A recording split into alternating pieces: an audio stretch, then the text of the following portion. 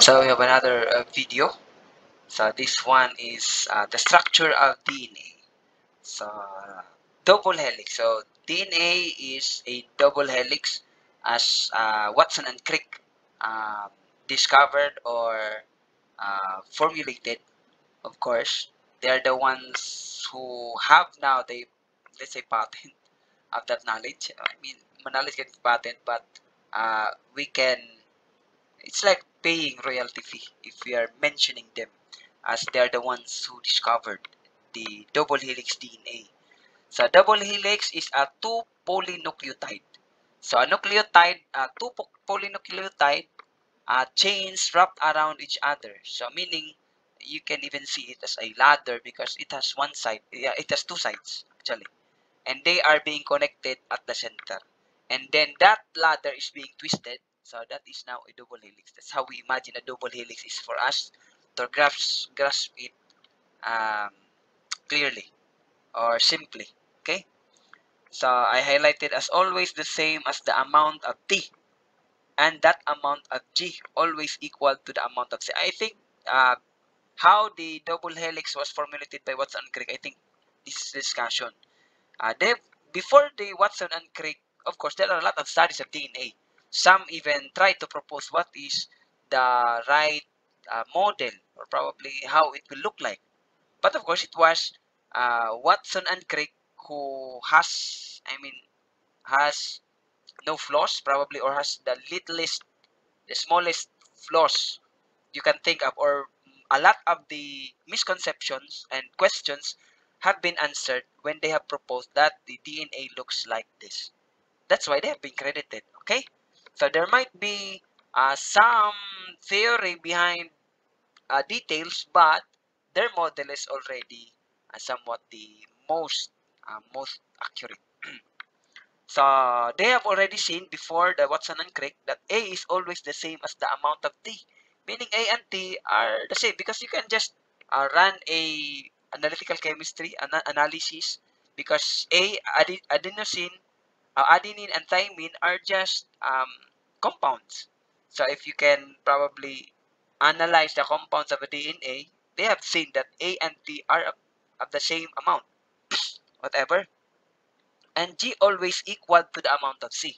A amounts of T and G always amount of C. Actually, this is the part wherein they answer the question, who pairs with who. And, as we progress, they have seen A and T have the same amount because A pairs with T and G pairs with C. Meaning if they always pair, because A will not pair with G. So if they are always pair in that sequence of DNA, so basically they would be of the same amount. So they've already know that before Watson and Crick. And then another one, hydrogen's bond between bases in opposite chains determine the alignment of the helix. So hydrogen bonds again are secondary bonds, not the covalent bonds, going back to organic chemistry.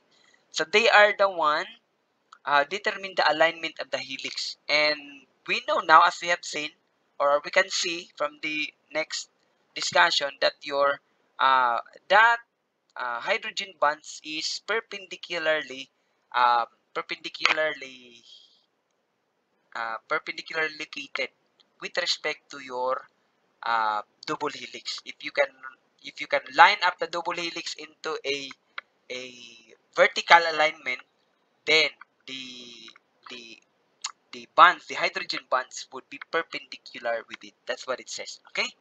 So anyway, as you can see, if you can line up the double helix in a perpendicular way, wherein you can view them in a fashion that is vertical, you can see that your um, hydrogen bonds, because what holds these two are hydrogen bonds, is perpendicular.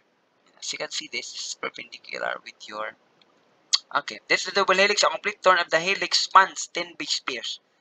So a complete. So there is now the uh, tertiary structures, the the sequence, or I think that's the secondary or the tertiary structures.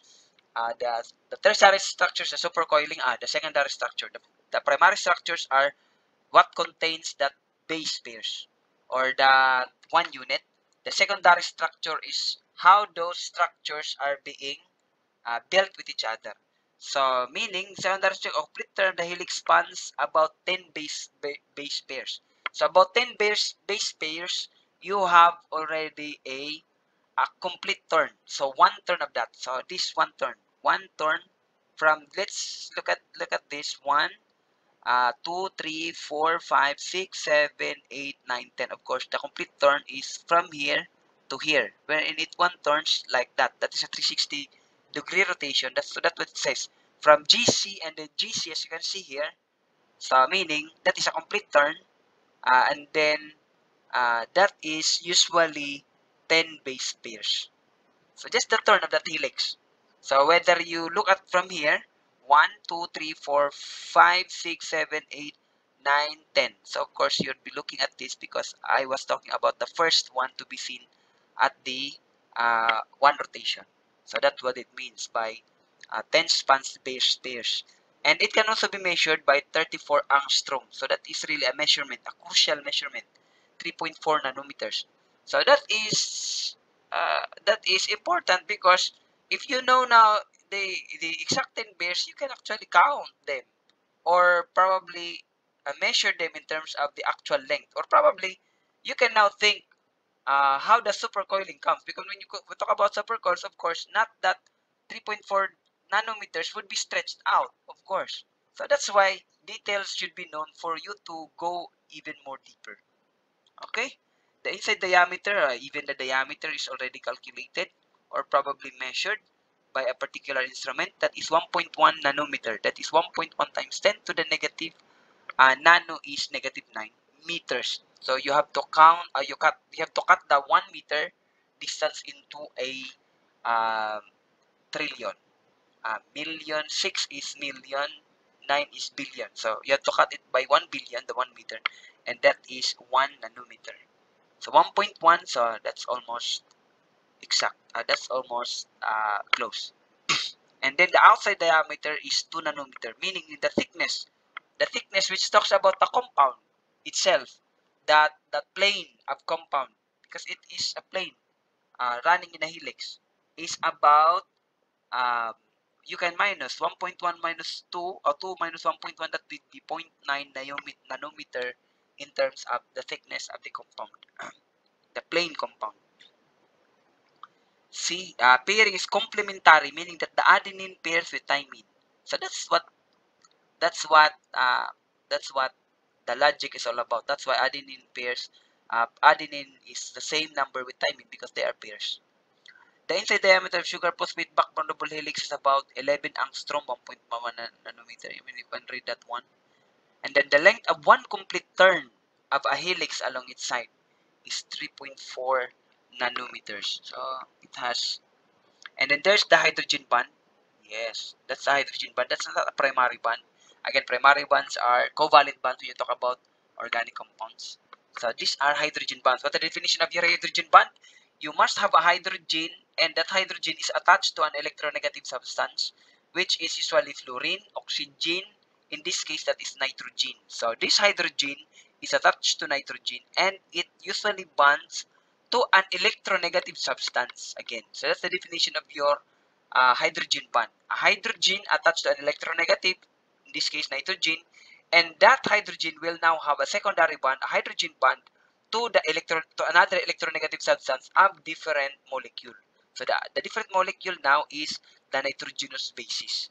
So they are not connected by covalent bond but by a hydrogen bond. Hydrogen bond again is the bonding between molecules of water and molecules of water. That's what make water unique, because of those hydrogen bonds. So if you go back to your organic chemistry, you can see that hydrogen bonds really are really important.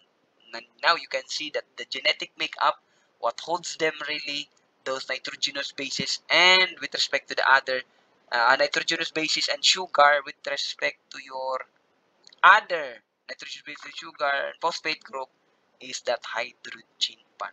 So this is the bond of adenine and thymine. Then you have guanine and cytosine. Then I have included here the major group and a smaller minor group in a double helix because you have uh, you have some groupings. Anyway, these are terms: major group and smaller minor group double helix. So your double helix has a major group and a minor group. Both can be sites at which drugs or polypeptides bind to DNA. So these are now the bonding part, the bonding side of your DNA.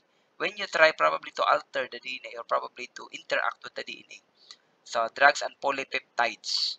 So drugs, that is a somewhat um, that will affect. So we term it actually drugs because it is a foreign substance not included in your body, and then it binds to the DNA. While polypeptides is usually part of our bodies, or maybe it can also be introduced, which is usually a polypeptide, a protein molecule, protein.